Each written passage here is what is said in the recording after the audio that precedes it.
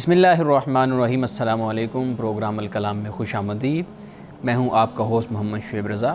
ناظرین کرام، پروگرام کے پہلے حصہ میں ہم قرآن کریم کی کچھ آیات کو سمجھنے کی کوشش کرتے ہیں اور دوسرے حصہ میں اپنے عہد کے نمائندہ سیاسی، سماجی، مذہبی موضوعات پہ پیدا ہونے والے سوالات کے جوابات ایک نئے نقطہ نظر سے جاننے کی کوشش کرتے ہیں۔ حسب سابق ہمارے ساتھ شریک گفتگو ہیں جناب محمد امانت رسول صاحب۔ امانت صاحب، بہت شکریہ آپ کے وقت کا۔ میری معاونت کے لیے موجود ہیں مسنورین صاحبہ، تھینک یو سو مچ میم۔ ناظرین کرام، آپ کی اسکرین پہ ہمارا واٹس ایپ نمبر آ رہا ہوگا، آپ اپنے سوالات اس واٹس ایپ نمبر پر بھیج سکتے ہیں، ہم انشاءاللہ آپ کے سوالات کو ضرور ایڈریس کریں گے۔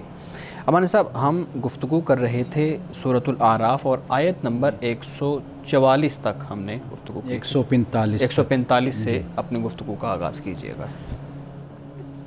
بسم اللہ الرحمن الرحیم۔ 145 پر ہم نے مختصر بات کی تھی اور اس میں یہ فرمایا کہ وَكَتَبْنَا لَهُ فِي الْأَلْوَاحِ مِنْ كُلِّ شَيْءٍ مَوْعِظَةً وَتَفْصِيلًا لِكُلِّ شَيْءٍ، کہ فرمایا کہ اور ہم نے اس کے لیے تختیوں پر ہر قسم کی نصیحت اور ہر چیز کی تفصیل لکھ دی ہم نے۔ فَخُذْهَا بِقُوَّةٍ وَأْمُرْ قَوْمَكَ يَأْخُذُوا بِأَحْسَنِهَا۔ حضرت موسیٰ علیہ السلام سے یہ فرمایا کہ قوت کے ساتھ اس کو پکڑ لو، ان تختیوں کو، وامر قومہا، اور اپنی قوم کو حکم دو، یاخذوا باحسنہا، کہ وہ بہتر مفہوم کو وہ لیں، اس کی پیروی کریں۔ سوریکم دار الفاسقین، اور ان قریب اللہ پاک فرماتا ہے کہ میں تم کو نافرمانوں کا گھر آپ کو میں دکھاؤں گا۔ اب یہاں پہ جو چند باتیں بیان ہوئی ہیں، ایک تو یہ فرمایا کہ اللہ سبحانہ وتعالیٰ نے جو تختیاں دیں ان پر واضح نصیحتیں موجود تھیں اور تفصیل کے ساتھ وہ موجود تھیں، یعنی اللہ کا جو کلام ہوتا ہے وہ تفصیل کے ساتھ اور بالکل واضح، وہ کتاب مبین جسے قرآن مجید کہتا ہے، تو وہ کتاب مبین ہے۔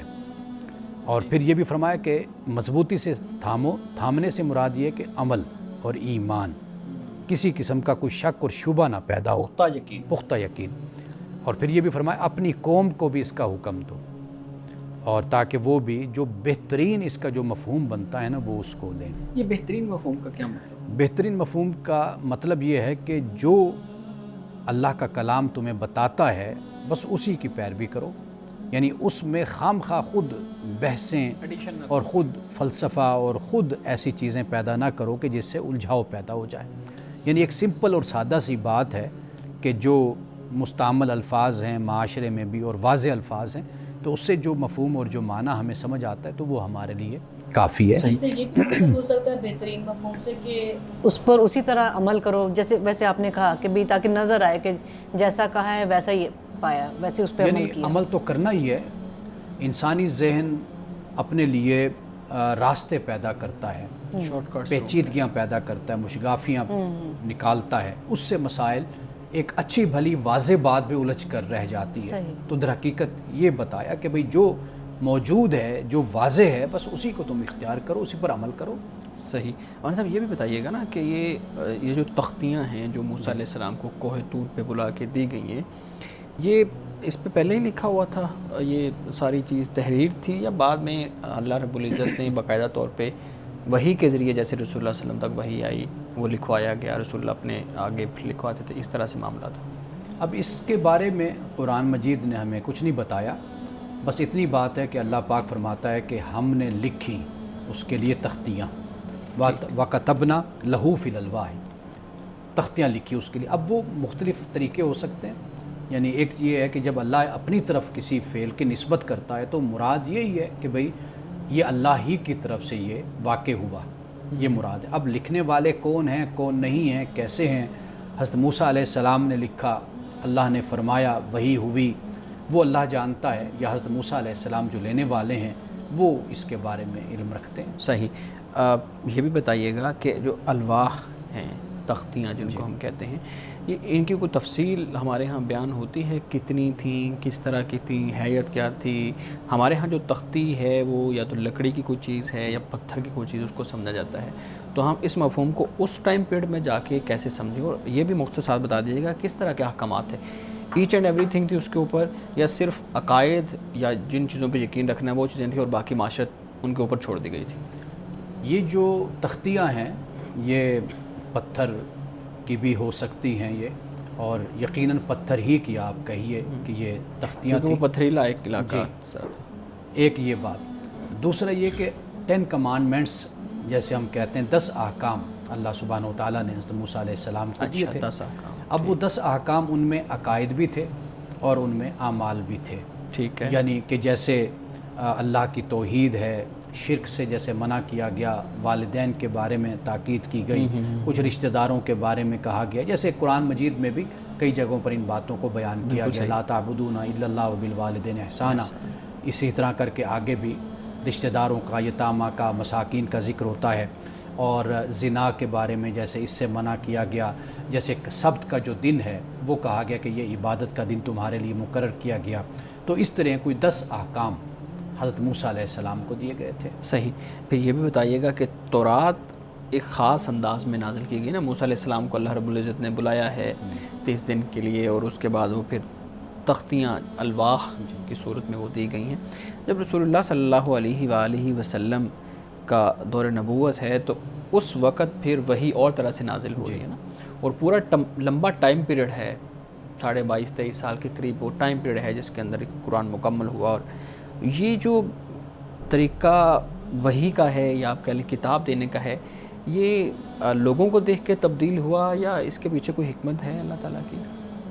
پہلی بات، اللہ سبحانہ و تعالیٰ اس کا علم رکھتا ہے، اس نے اپنے بندوں سے جو خطاب کرنا ہے اس کے مختلف انداز اس نے اختیار کیے ہیں، جسے قرآن مجید نے بھی بیان کیا ہے کہ اللہ سبحانہ و تعالیٰ یا تو اشارہ اور کنایہ یہ ہے، یا اللہ سبحانہ و تعالیٰ کلام کرتا ہے جیسے حضرت موسیٰ علیہ السلام سے کلام کیا، یا یہ ہے کہ اللہ سبحانہ و تعالیٰ فرشتے کو بھیجتا ہے، تو جیسے حضرت جبریل علیہ السلام آئے۔ بالکل۔ حضرت موسیٰ علیہ السلام پر بھی اللہ نے صرف یہ نہیں کہ تختیاں، یہ تو احکام دیے نا، وہی تو اترتی رہی وہ مختلف طریقوں سے، یعنی مثال کے طور پر آپ دیکھیے کہ اہل مصر کی اصلاح کے لیے اور دعوت کا جو آپ نے کام کیا تقریباً 40 سال، تو اس وقت اللہ کی طرف سے وہی اترتی تھی، آپ کی رہنمائی ہوتی تھی، اب وہ مختلف تھی۔ اب یہ جو تورات کا طریقہ اختیار کیا گیا تختیوں کا، یہ بالکل اس سے مختلف ہو جاتا ہے۔ تو گویا کہ ایسا معلوم ہوتا ہے کہ چونکہ قوم یہود جو بنی اسرائیل ہیں، ان کا مزاج کچھ ایسا تھا کہ یہ محسوسات اور ظاہر کو دیکھنا چاہتے تھے، تو اللہ سبحانہ و تعالیٰ نے ان کے لیے پھر وہ تختیاں اس کا اہتمام اس لیے کیا تاکہ ان کو یہ پتہ چل جائے کہ یہ احکام ہیں جو ہمارے پاس ایک سالڈ اور ایک ٹھوس شکل میں ہمارے پاس موجود ہیں۔ بالکل ٹھیک جی، ہمارے سبق لیا ہے۔ اب اس کے بعد یہ فرمایا کہ سأصرف عن آیاتی الذین یتکبرون فی الارض بغیر الحق، کہ میں اپنی نشانیوں سے ان لوگوں کو پھیر دوں گا جو زمین میں ناحق گھمنڈ کرتے ہیں، تکبر کرتے ہیں۔ یعنی اس میں جو بات بیان کی، انسان 2 طرح کے ہوتے ہیں۔ ایک انسان وہ ہوتا ہے کہ جو اپنی آنکھیں، اپنے کان کھلے رکھتا ہے، اپنے دل کھلا رکھتا ہے، اور چیزوں کو ویسے سمجھنے کی کوشش کرتا ہے جیسے وہ ہیں، کہ جیسے رسول اللہ صلی اللہ علیہ وسلم نے بھی اللہ کی بارگاہ میں یہی دعا کی تھی کہ یا اللہ جیسی جو چیز ہے مجھے ویسے وہ دکھا، یعنی اس میں کوئی کجی نہیں اس کی ڈھونڈنی، معرفت مجھے عطا کر جیسے وہ چیز ہے۔ ایک تو انسان کی یہ قسم ہوتی ہے۔ ایک انسان وہ ہوتا ہے کہ جو اپنے آنکھ، اپنے کان کھلے نہیں رکھتا، اپنے دل کو کھلا نہیں رکھتا، اور وہ چیزوں کو ویسے نہیں دیکھتا جیسے اس کو دیکھنا چاہیے، یعنی اس پر وہ اپنے روایات کے پردے ڈالتا ہے، رسوم و رواج کو ڈالتا ہے، تکبر اس میں ہوتا ہے، گھمنڈ ہوتا ہے، تعصب ہوتا ہے، تو وہ حقیقت تک نہیں پہنچتا۔ یہ انسانوں کی 2 قسمیں۔ تو یہاں پر اللہ سبحانہ و تعالیٰ نے اس دوسری قسم کا ذکر کیا ہے کہ فرمایا کہ میں اپنی نشانیوں سے ان لوگوں کو پھیر دوں گا جو زمین میں ناحق گھمنڈ کرتے ہیں، یعنی ان کو روشنی ان کو نصیب نہیں ہوگی۔ آگے دیکھیے خود وضاحت فرمائی، وَإِن يَرَوْا كُلَّ آيَةٍ لَا يُؤْمِنُوا بِهَا، اور اگر وہ ہر قسم کی نشانیاں دیکھ لیں تب بھی ان پر ایمان نہ لائیں۔ وَإِن يَرَوْا سَبِيلَ الرُّشْدِ لَا يَتَّخِذُوا سَبِيلًا، اور اگر وہ ہدایت کا راستہ دیکھیں تو اس کو بھی نہ اپنائیں، یعنی یہ ایک حالت ہے۔ وَإِن يَرَوْا سَبِيلَ الْغَيِّ يَتَّخِذُوا سَبِيلًا، اور اگر ٹیڑھا راستہ وہ دیکھیں، گمراہی کا راستہ، تو اس کو اپنا لیں گے۔ اب یہ خود ہی ہر سوال کا جواب ہمیں ملتا چلا گیا کہ اللہ سبحانہ و تعالیٰ کسی کو اپنی آیات سے اس طرح نہیں پھیر دیتا کوئی ظلمن. قرآن پاک نے اس کو کئی جگہوں پہ بیان کیا کہ اللہ پاک فرماتا ہے کہ ہم لوگوں پر ظلم نہیں کرتے لیکن لوگ ظلم خود اپنے اوپر کرتے ہیں. فلما زاغوا ازاغ اللہ قلوبہم، کہ جب انہوں نے ٹیڑھا راستہ اختیار کیا تو پھر اللہ نے ان کے دلوں کو ٹیڑھا کر دیا. ٹھیک ہے، یعنی وہ ایکسیپٹیبلٹی کے لیے تیار نہیں ہوتے. یعنی آغاز انہی لوگوں سے ہوتا ہے. یعنی وہ جو ایک سوال اٹھایا جاتا ہے کہ جب اللہ نے یوں کر دیا تو پھر بندہ کیا کرے؟ جب خدا نے لکھ دیا تو پھر کیسے؟ تو پھر بندے تو قرآن مجید خود ہر مسئلے کو بیان کر دیتا ہے، واضح کر دیتا ہے. اب آپ یہاں پر بھی دیکھیے یتکبرون فی الارض کے الفاظ ہیں کہ زمین میں ناحق تکبر. یہ جو ناحق فرمایا نا، یہ اصل میں ایک گناہ اور جرم کی جو شناعت ہوتی ہے نا، انٹینسٹی ہوتی ہے اس کی شدت، اس کو بیان کرنے کے لیے ہوتا ہے. جیسے مثال کے طور پر قرآن لا تاکلوا الربا ضعفا مضاعفا کہتا ہے کہ بڑھا چڑھا کے سود نہ کھاؤ. تو اس کا مطلب یہ نہیں کہ 1% کھا لیا جائے 2% نہ کھائیں، یہ مراد نہیں. مطلب یہ کہ کسی طرح بھی یہ جائز نہیں ہے کہ تم یہ کرو. تو یتکبرون فی الارض بغیر الحق یہ فرمایا، اور پھر آگے یہ بتا دیا کہ ہر آیت کو یہ دیکھتے لیکن ایمان یہ نہیں لاتے. صحیح. ناظرین کرام، یہاں وقت ہوا چاہتا ہے ایک بریک کا، ہمارے ساتھ رہیے گا.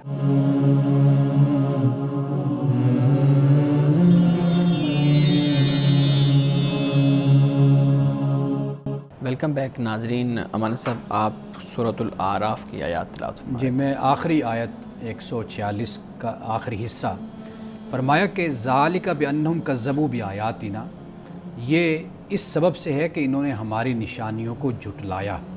وکانوا عنہا غافلین، اور ان سے یہ غافل ہو گئے. یعنی یہ جو انہوں نے سیدھا راستہ اختیار کرنے کے بجائے، ایمان لانے کے بجائے، یہ جو ٹیڑھا راستہ انہوں نے اختیار کیا، اس کی وجہ کیا تھی؟ اس کی وجہ یہ تھی کہ انہوں نے ارادے کے ساتھ جان بوجھ کر ہماری آیات کا انہوں نے انکار کیا تھا اور انہوں نے غفلت کا راستہ اختیار کیا تھا. صحیح. میڈم، آپ کوئی سوال کرنا چاہ رہے تھے ان آیات سے متعلق کہ حضرت موسیٰ علیہ السلام آپ بریک میں بتا رہے تھے. میرے ذہن میں یہ آ رہا تھا کہ حضرت موسیٰ علیہ السلام سے اللہ تعالیٰ نے کلام کیا، اور حضرت موسیٰ علیہ السلام نے خود بھی اللہ تعالیٰ کو دیکھنے کی خواہش کی کہ میں دیکھنا چاہتا ہوں.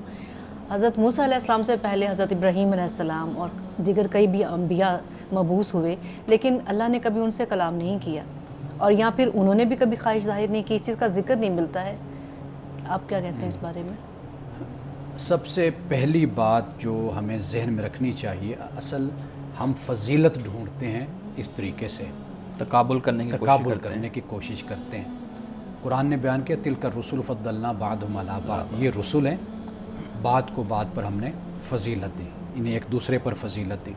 فضیلت سے ہرگز یہ مطلب نہیں ہوتا کہ کوئی کسی کا درجہ کم ہو گیا اور کسی کا بڑھ گیا، یعنی رتبہ نہیں مراد. رتبہ نہیں. فضیلت سے مراد یہ ہے کہ اللہ نے ایک کوالٹی، ایک خصوصیت، ایک خوبی یا ایک وصف نمایاں طور پر ایک کو عطا کر دیا، ایک وصف، ایک خوبی اللہ نے نمایاں طور پر دوسرے کو عطا کر دی. ایک بات، اگر ایک خوبی نمایاں طور پر ایک کو عطا کی ہے، اس کا مطلب ہرگز یہ نہیں کہ دوسرا ناقص ہو گیا.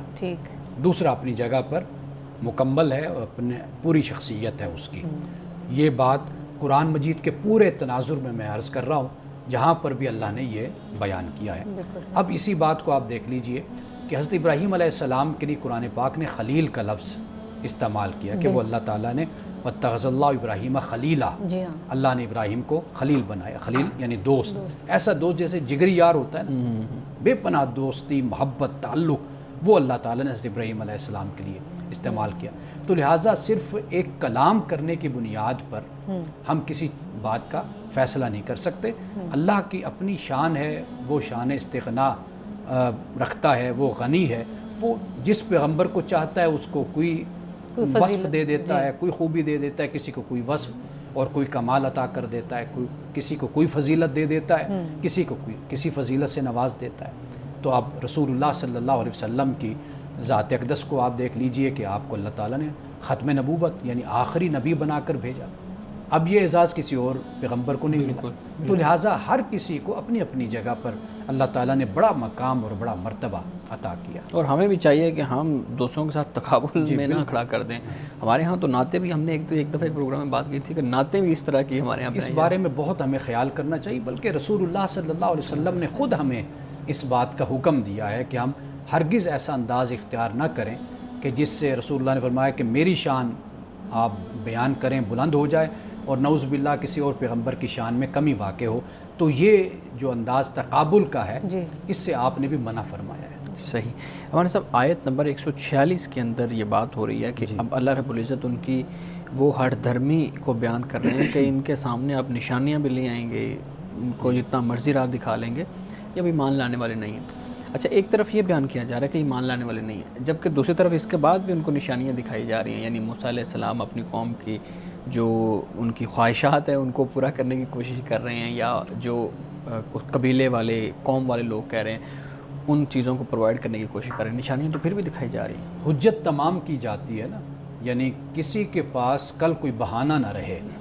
یہ سلسلہ اس وقت تک جاری رہے گا جب اللہ چاہے گا. اللہ کی حکمت ہے، اس لیے کہ وہ انسانوں کو خاص طور پر رسول کے زمانے میں جو قوم ہوتی ہے انکار کرنے والی، ان کو مہلت دی جاتی ہے، ان کو مدت دی جاتی ہے. اس مہلت اور مدت کے گزرنے کے بعد پھر خدا کی طرف سے یہ سلسلہ بند ہوتا ہے، یعنی عذاب پھر اترتا ہے. تو لہٰذا یہ اسی لیے ساتھ ساتھ جاری ہے کہ بھئی ہدایت بھی ساتھ ساتھ جاری ہے، اور وہ لوگ کہ جو اپنی گمراہی میں، اپنے تعصب میں اور دشمنی میں، عداوت میں وہ انتہا تک پہنچ گئے، ان کے بارے میں یہ اللہ تعالیٰ نے یہاں پر بیان فرمایا ہے. صحیح، بہت شکریہ مانے صاحب. آج کی آپ کی قرآن کریم سے متعلق گفتگو ختم ہو گئی ہے، تو میں آپ کے سامنے کچھ سوالات مزید ہیں. اگر آپ کہیں تو ایک آیت ہے کہ تاکہ بالکل ایک بات مکمل ہو جائے گی. فرمایا والذین کذبوا بآیاتنا، اور وہ لوگ جنہوں نے ہماری آیات کو جھٹلایا، ولقاء الآخرۃ، اور آخرت کی ملاقات کو. آخرت میں ملاقات کس سے ہونی ہے؟ اللہ سبحانہ و تعالیٰ سے ملاقات ہونی ہے. قرآن مجید نے اس کو بھی کئی اور مقام پر بھی بیان کیا ہے. حبطت اعمالہم، ان کے اعمال ضائع ہو گئے. حل یجزون الا ما کانوا یعملون، اور وہ بدلے میں وہی پائیں گے جو وہ کرتے تھے. یعنی جو انہوں نے عمل کیا وہی ان کو اس کی جزا یا سزا آپ کہہ لیجئے وہ ان کو دے دی جائے گی. اب یہاں پر آپ یہ دیکھیے کہ آیات کو جھٹلایا، کائنات میں موجود ہیں، سارا کچھ نظر آ رہا ہے. جیسے میں نے پہلے بیان کیا، دو لوگوں کی میں نے مثال ظاہرہ کر رہے ہیں، ان کی نفسیات کو میں نے بیان کیا، سب کچھ سامنے ہے. اور دوسرا کیا ہے؟ آخرت کی ملاقات کو، اس کو بھی جھٹلایا. اور پھر ہوا کیا؟ ممکن ہے کہ یہ سب کچھ کرنے کے ساتھ ساتھ کوئی ایسے اعمال بھی ہوں جو وہ کر رہے ہوں اور ان اعمال کا کوئی نتیجہ نہیں نکلا. یعنی وہ برے اعمال ان کے ہو سکتے ہیں کہ انہوں نے جو اسلام کے خلاف سازش کی، پیغمبر کے خلاف کی، وہ یہ سمجھتے ہیں کہ شاید ان سے کوئی نتیجہ اخذ ہوگا، کوئی نتیجہ نکلے گا، تو وہ بالکل زمین سے لگ گئے اور ختم ہو گئے وہ. اور یہ کیا ہے؟ یہ سب کچھ فرمایا کہ ان کے اعمال کا بدلہ ہے جو وہ کرتے رہے ہیں. مولانا صاحب بہت شکریہ. مولانا صاحب پچھلے دنوں برطانوی عدالت کا ایک فیصلہ آپ کے سامنے آیا، مجھے یاد ہے ہم اس کو دونوں ڈسکس کر رہے تھے. اسی پہ میں آپ کی رائے لینے کی کوشش کروں گا. آپ بتائیے گا وہ فیصلہ، میں ذرا مختصر بتا دوں. فیصلہ یہ کہ جو جنس ہے مرد اور عورت، اصل میں بنیادی طور پہ یہ دو ہی ہیں. اب لوگ جو ٹرانس ہو جاتے ہیں، یعنی اپنی جنس تبدیل کروا لیتے ہیں، اس کے بعد پھر اپنی شناخت کو بدل لیتے ہیں، اس کی بنیاد پہ یہ کہا گیا کہ نہیں، شناخت صرف مرد اور عورت ہی ہے. اس پہ میں آپ سے پوچھنا چاہوں گا کہ اگر کوئی نفسیاتی طور پہ مرد یا خاتون یہ سمجھتی ہے کہ اس کے اندر ایک خاص جینڈر والی جو فیلنگز ہے وہ نہیں ہے، بلکہ اس کو کنورٹ کرا لینا چاہیے، اور اس کی بیس پہ یہ جو ہے نا وہ فیصلہ آیا، آپ کی اس پہ کیا رائے ہے؟ یہ جو فیصلہ ہے اس میں یہ بتایا گیا ہے کہ بنیادی طور پر یعنی جس جنس میں انسان کی پیدائش ہوئی ہے، وہ پیدا ہوا مرد ہے تو وہ پیدائش ہوئی تو مرد ہے، اور جو پیدائش عورت کی حیثیت سے یعنی لڑکی کی حیثیت سے ہوئی تو وہ پھر اسی طرح اس کی پہچان، اس کی آئیڈینٹی، یہ شناخت اس کی بنے گی. یہ فیصلہ اس حوالے سے تھا. جی. اور اگر ہم یہ اپنی اسلامی روایت میں اور اسلامی فقہ میں بھی ہم اس کا اگر مطالعہ کریں نا تو وہاں پر بھی ہمیں واضح طور پر یہ چیز ملتی ہے. اور فقہائے کرام نے انسان کی یعنی ایک شخص کی جو جنس ہے اس کو مختلف طریقوں میں تقسیم کیا ہے. صحیح ہے. یعنی مثال کے طور پر مرد اور عورت تو واضح طور پر ہے, انہوں نے اس کو خنثی میں بھی بیان کیا ہے, یعنی ایک خنثی مشکل ہے, ایک خنثی غیر مشکل, اس کو بھی بیان کیا. اسی طرح مخنث کو بھی انہوں نے بیان کیا. اچھا. اور اسی طریقے سے انہوں نے ایک مترجلہ یہ بھی بیان کیا, یعنی کہ یہ انسان کی بہت سی صورتیں بن جاتی ہیں. یعنی مثال کے طور پر ایک عورت ہے, اب وہ ہے تو حقیقت میں عورت, لیکن اس کا اٹھنے بیٹھنے کا طریقہ اور بات کرنے کا طریقہ وہ مردوں جیسا ہے. ٹھیک ہے. ٹھیک ہے. ایک عورت ہے, ایک مرد ہے, اب وہ ہے مرد ہی, لیکن اس کے انداز, اٹھنا بیٹھنا, ہاتھوں کا, بولنے کا انداز جو ان سے ہے وہ اس کا دوسری جنس کی طرح ہے, عورت کی طرح ہے. اب اس پر تو کوئی اختلاف نہیں ہے نا. صحیح. اصل جو اختلاف پیدا ہوتا ہے وہ مخنث خنثی کے بارے میں جا کر, یعنی جس میں واضح دونوں علامات نہ ہوں. ہاں, خنثی کے بارے, یعنی مرد اور عورت دونوں کی طرح ہو, ملتا ہو. ٹھیک ہے. اب یہ جو چیزیں ہوتی نا, ان کو تو آج کے دور میں آپریشن کے ذریعے سے بھی حل کیا جا سکتا ہے. یعنی کسی ایک جنس کی طرف اس کو منتقل کیا جا سکتا ہے. کسی ایک جنس کی طرف اس کو کیا جا ٹھیک سکتا ہے. ہے. اگر وہ مشکل صورت میں ہے, یعنی خنثی مشکل جس کو یعنی ہم نے ممکن کہا, نہیں ہے اس کو آپریشن کے ذریعے کرنا, کوئی مشکل یہ ممکن نہیں ہے, تو پھر اس صورت میں یہ ہوتا ہے کہ جس طرف اس کا رجحان ہوتا ہے, جس طرف اس کا غالب رجحان ہوتا ہے, اس کی زندگی کا اپنا ایک طریقہ ہوتا ہے, انداز ہوتا ہے, جس سے پتہ چل جاتا ہے کہ یہ عورتوں والا ہے, یہ مردوں والا ہے. ہم نے خود اپنی زندگی میں دیکھا, یعنی اپنے خاندان میں بھی ہم نے دیکھا کہ مثال کے طور پر ایک ہماری والدہ کی سہیلی تھی, اب وہ یعنی اسی صورت میں تھیں وہ, اب ان کی شادی بھی ہوئی اور انہوں نے وقت گزارا, بے شک اولاد نہیں ہوئی. اب وہ جو مرد ہے اس کو ضرورت تھی ایک ایسی عورت کی کہ بھئی جو چلیں اس کا سہارا بن جائے, بڑھاپا ہے, بڑی عمر ہے تو اس کے ساتھ وقت گزرے. اب یہ مختلف صورتیں بنتی ہیں, اس لیے بنیادی طور پر فرق تو وہی ہے. قرآن مجید جس بات سے منع کرتا ہے, جس کو ہم نے کہا کہ یہ تغییر خلق جس کو کہا گیا کہ تخلیق میں آپ تغیر لاتے ہیں, تبدیلی لاتے ہیں, اس کی بنیادی طور پر ممانعت ہے, وہ یہ چیز ہوتی ہے. یعنی اللہ تعالیٰ نے ایک شخص کو مرد بنایا, اب وہ کہے کہ جی نہیں میں نے اپنے آپ کو عورت بنانا ہے, تو یہ ہے کہ جو خلق میں, تخلیق میں تبدیلی ہے, یہ ناپسندیدہ ہے اور یہ ناجائز ہے. اسی طرح عورت ہے, وہ اپنے آپ کو کہتے جی میں نے اپنے آپ کو مرد بنانا ہے, اب وہ جو بھی طریقہ اختیار کرے تو یہ چیز وہ ہے کہ جو ناپسندیدہ ہے. باقی اگر کوئی ایسی صورت میں ایک عورت ہے کہ جو آپریشن سے لڑکی ہے تو وہ لڑکا ہو سکتا ہے, یعنی اس کو یہ مشکل ہے اس میں, تو وہ بے شک آپریشن کروا لے. اسی طرح اگر لڑکا ہے, اس کی کوئی ایسی صورت بنتی ہے کہ جو ڈاکٹر کہتے ہیں کہ اگر اس کو آپریشن کروا دیا جائے تو یہ ایک خاص جنس کی طرف ہو جائے گا, یک طرفہ ہو جائے گا, تو ٹھیک ہے وہ اس کو کروا سکتی ہے. باقی یہ جو مسئلہ ہے نا کہ بھئی میں جو چاہوں میں وہ کرتا رہوں اپنے ساتھ, تو اس فیصلے نے در حقیقت اس کو رد کیا ہے. صحیح. ابھی اس پہ مزید ہم گفتگو کرتے ہیں. ناظرین کرام, گفتگو ابھی جاری ہے, یہاں وقت ہوا چاہتا ہے ایک بریک کا, ہمارے ساتھ رہیے گا.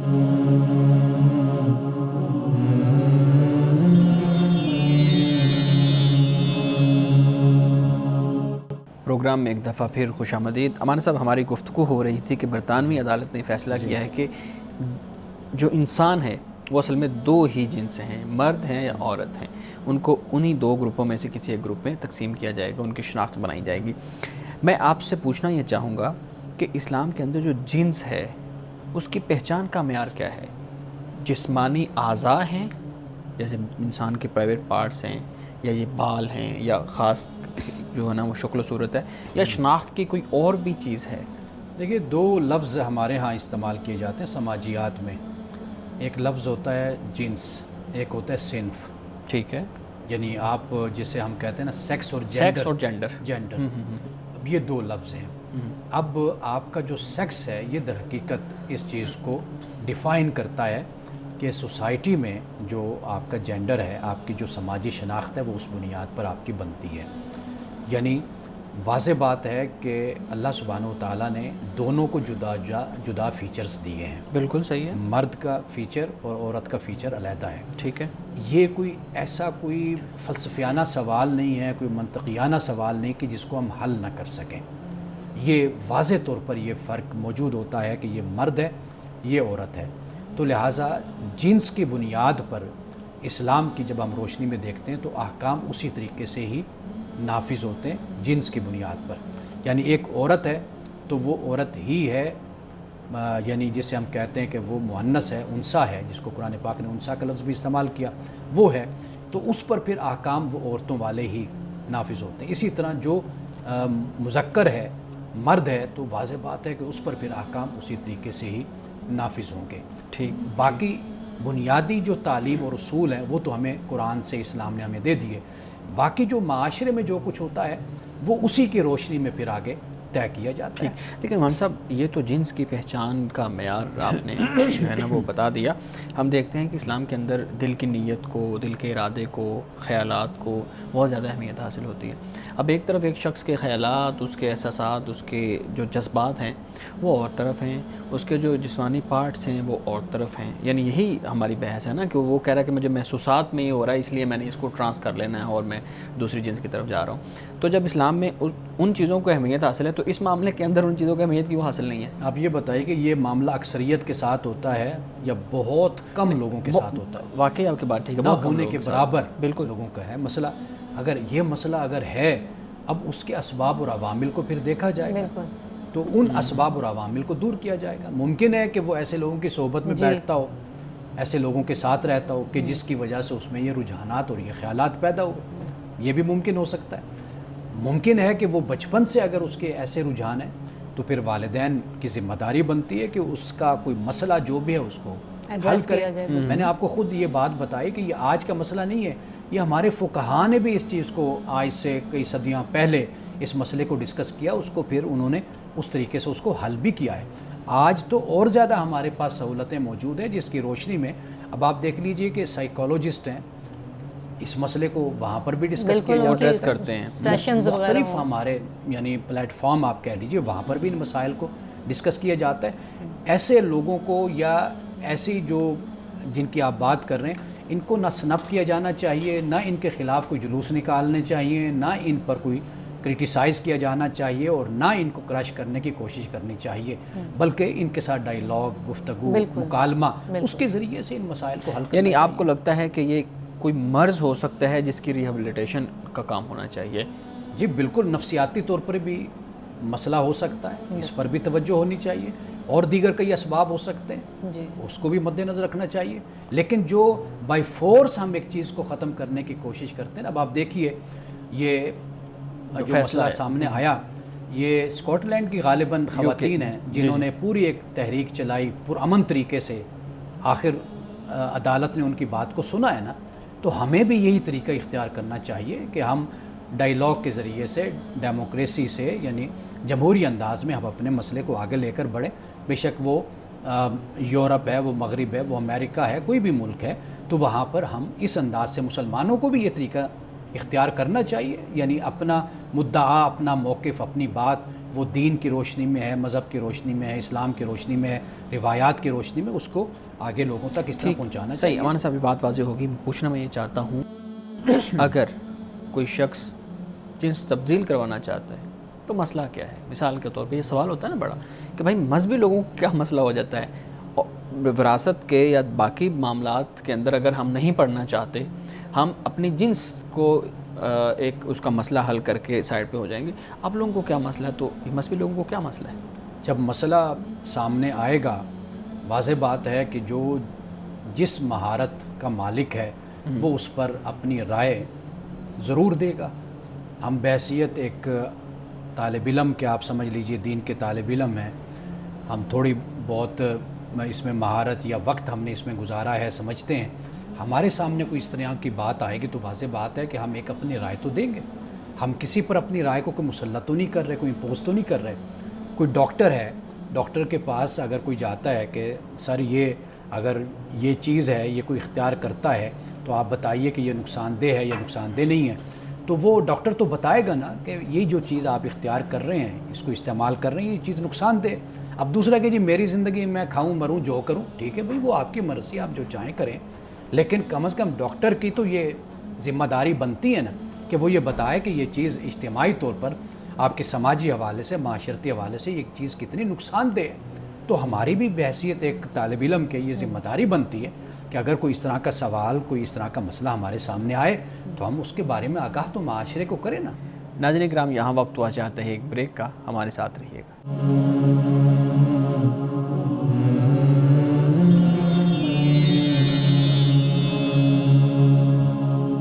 प्रोग्राम में एक दफ़ा फिर खुशामदीद। मान साहब, बहुत मुख्तसर मैं चाहूँगा आपका कमेंट। हमारे नाज़रीन की तरफ से सवाल है कि अगर कोई शख्स 3 जुमे नहीं पढ़ता तो क्या वो काफिर हो जाता है? काफिर नहीं होता वो, लेकिन रसूलुल्लाह ने ये फरमाया है कि दिल उसका जो है उस पर मोहर लग जाती है। ठीक। यानी मोहर से मुराद ये होता है कि जो एहसास गुनाह है ना वो ख़त्म हो जाता है। यानी मुमकिन है कि एक जुमा छोड़े तो फिर उसके आदत बन जाए, उसमें एक एहसास नदामत पैदा हो कि यार मैंने जुमा क्यों छोड़ा, फिर वो दूसरा छोड़ दे, फिर तीसरा, तो वो गोया कि फिर एक मोहर लग जाने वाली उसकी हालत होती है। और ये यानी मुसल्लमा उसूल और कायदा है कि ऐसा शख्स काफिर नहीं होता। इसको आप फासिक कह लें, फाजिर कह लें, गुनाह कबीरा का मुर्तकिब कह लें, लेकिन काफिर नहीं कह सकते। जी मैडम। जी हमारे साहब, शादी या रिश्ते का इंतखाब चले कह लेते हैं कि इंतखाब करते हुए हमें सुन्नत रसूल सल्लल्लाहु अलैहि वसल्लम से क्या हिदायत मिलती है, क्योंकि ये हर इंसान की ज़िंदगी में एक बहुत अहम किरदार होता है, निकाह का फ़ैसला और रिश्ते का इंतखाब। जी, रसूलुल्लाह ने सल्लल्लाहु अलैहि वसल्लम ने जो फरमाया, जी, कुछ बातों का ताल्लुक़ तो है परमानेंट वैल्यूज़ के साथ, अखलाक व अक़दार के साथ हो जाता है। कुछ चीज़ों का ताल्लुक़ होता है अपनी माशरत से, इससे ताल्लुक़ होता है।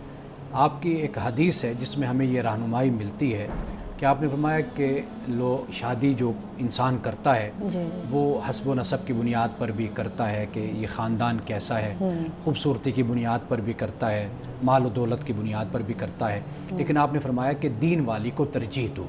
सही। यानी दीन वाली से मुराद यानी जो अखलाक वाली है, किरदार वाली है, जिसमें अच्छी खूबियाँ और जिसके अंदर अच्छी बातें हैं, उसको तुम तरजीह दो। ये रसूलुल्लाह सल्लल्लाहु अलैहि वसल्लम ने फरमाया है। तो लिहाजा ज़िंदगी इंसान की अगर फ़कत खूबसूरती से गुज़रनी होती तो खूबसूरत लोगों में तलाक़ें ना होती, सही। पैसे से गुज़रनी होती तो पैसे वालों में तलाक़ें ना होती। अगर खूबसूरती, अगर इसके अलावा दीगर जो ज़ाहिरी चीज़ें हैं उस पर गुज़रनी होती ज़िंदगी, तो फिर ये तलाक़ें और अलहदगियाँ ना होती। तो लिहाजा जो ये अखलाकी खूबसूरती होती है ना, किरदार की, ये अगर मियाँ बीवी में हो तो फिर दोनों का अच्छा निभाव होता है और अच्छा वक्त दोनों का साथ गुजरता है। लेकिन हमारे साहब, देखने में तो ये आया ना, जब भी कोई इंतखाब करता है हर कोई ये ढूंढता है, जाता है रिश्ते के लिए, खूबसूरती को पहले नंबर पे रखता है कि जाज़िब नज़र तो होना चाहिए ना। और तो ये असल जो बात है, वाज़े तौर पर ये बात इसलिए होती है कि हमें जो चीज़ नज़र आती है हम उसके पीछे भागते हैं, तो लिहाजा हर चमकती चीज़ सोना भी नहीं होती। तो गुजारा फिर भी इंसान के अखलाक और किरदार के साथ ऐसे ही होता है। सही। इसी से रिलेटेड एक बात है, अपने माशरे की करते हैं। पाकिस्तानी माशरे में कज़न मैरिज बहुत कॉमन है। इसका पस मंज़र कुछ आप इस बता सकते हैं, और फिर मेडिकली भी इसको इनकरेज तो नहीं किया जा रहा। आप क्या समझते हैं कि हम अपनी शरीयत के हवाले से भी अगर कुछ रहनुमाई लेना चाहें? इस हवाले से सबसे अहम जो राय है ना, जो अहमियत रखती है, वो है मेडिकल जी की राय, यानी डॉक्टर की राय। जी, जहाँ वो राय है तो उस पर अमल कर लेना चाहिए। शरीयत इस हवाले से आप पर कोई पाबंदी नहीं लगाती। जो हराम रिश्ते हैं उसको कुरान पाक ने बयान कर दिया है वाज़े तौर पर। ठीक है। बाकी इसके अलावा सब रिश्ते जायज़ हैं, हलाल हैं। अब उसका फ़ैसला वो आप, मिसाल के तौर पर दो लड़का लड़की कज़न नहीं हैं, लेकिन जब वो अपना चेकअप करवाते हैं, रिपोर्ट आती है, टेस्ट करवाते हैं, पता चलता है कि उसमें एक बीमारी ऐसी है कि अगर इसकी शादी इसके साथ होगी तो प्रॉब्लम हो जाएगी बच्चों के अंदर। अगले अब नस्ल के लिए। कज़न नहीं भी हैं तो फिर भी वहाँ पर वो शादी नहीं करेंगे। सही। तो लिहाजा इस्लाम इस हवाले से आपको कोई ऐसी पाबंदी आप पर आयद नहीं करता। तो ममानियत भी नहीं है। कोई और ममानियत नहीं। लेकिन ये है कि जो शादियां ख़ानदान से बाहर, मेरे ऐसे जहन में आ रहा है कि आप सल्लल्लाहु अलैहि वसल्लम की कोई हदीस मुबारक भी इस हवाले से है कि अपने ख़ानदान से बाहर दूसरे कबीलों में शादियां करनी चाहिए, ताकि उससे आने वाली नस्ल जो सी है वो ज़्यादा अच्छी पैदा हो। अगर इस अंदाज से हम मुताला करें तो हम ये कह सकते हैं कि इसके अप्रिसिएशन एक हवाले से हमें मिलती है, हौसला अफजाई मिलती है कि भाई ख़ानदान से बाहर। तो वाज़ेह बात है कि हमने ये देखा कि जब कज़न मैरिज बहुत ज़्यादा चलती है ना ख़ानदानों में, तो फिर वहाँ पर बहुत से मसाइल जिस्मानी तौर पर, नफसियाती तौर पर सामने आते हैं। लेकिन जब ख़ानदान से बाहर शादियाँ होती हैं, वहाँ पर हमने देखा है कि बच्चे जो उनसे होते हैं नॉर्मल, सेहतमंद और अच्छे पैदा होते हैं। सही तो बात हो सकती है। एक मुख्तसर आप सवाल कर सकते हैं। इसी से ही मुताल्लिक़ चूँकि बात चल रही है कि ये जो शादियाँ हम करते हैं, اس شادی میں جب چاہے نکاح کا معاملہ ہو یا طلاق کا، تو عزم کی بات کی جاتی ہے کہ پختہ عہد ہونا چاہیے۔ نکاح کرتے ہوئے اگر کسی مرد کے دل میں یہ ہو کہ میں اس سے نکاح تو کر رہا ہوں لیکن میں جلدی سے چھوڑ دوں گا، ایٹ دا اسپاٹ اس کے ذہن میں یہی بات ہو، تو پھر ایسے نکاح کی کیا شرعی حیثیت رہ جاتی ہے؟ نکاح ظاہر پر ہوتا ہے، نکاح ہو جاتا ہے اپنی جگہ پر، اچھا، لیکن اگر کوئی شخص اس طرح کی نیت کے ساتھ کرتا ہے تو وہ خائن ہے، بددیانت شخص ہے۔ کل قیامت کے دن اللہ کی بارگاہ میں وہ ضرور اس کا جواب دہ ہوگا۔ یہ ایسے ہی ہے کہ کوئی شخص حق مہر بہت سے بڑا طے کر لیتا ہے اور نیت اس کی یہ ہوتی ہے کہ میں نے دینا کب ہے اس کو، میں دوں گا تو نہیں اس کو، تو یہ خیانت اس نے کی ہے، تو اس کا وہ اللہ کی بارگاہ میں جواب دہ ہوگا۔ امان صاحب آج کے حدیث مبارک کا بیان کیجیے گا۔ حضرت عائشہ رضی اللہ تعالی عنہا سے روایت ہے، آپ فرماتی ہیں کہ ایک بدو اعرابی نبی اکرم صلی اللہ علیہ وسلم کی خدمت میں آیا اور کہا کیا آپ اپنے بچوں کو بوسہ دیتے ہیں؟ تو ہم تو بوسہ نہیں دیتے، یعنی ہم تو نہیں چومتے، آپ تو اپنے بچوں کو چومتے ہیں۔ تو رسول اللہ صلی اللہ علیہ وسلم نے فرمایا کہ میں اس کا کیا علاج کروں کہ اللہ نے اگر تیرے دل سے رحمت کا مادہ نکال دیا ہے، یعنی بچوں کو چومنا، پیار کرنا، اپنے بچوں کو، نواسوں کو، پوتوں کو، پوتیوں کو، نواسیوں کو، تو یہ فرمایا کہ یہ رحمت کا ایک اللہ کی طرف سے نعمت ہے جو اللہ نے تمہیں عطا کی ہے۔ ناظرین کرام، اس دعا کے ساتھ اپنے پروگرام کا اختتام کریں گے۔ اللہ رب العزت حسن کلام اور تاثیر کلام عطا فرمائے، ہماری زبان کی گروں کو کھول دے اور سننے والوں تک خیر کا پیغام پہنچے۔ اجازت دیجیے، خدا حافظ۔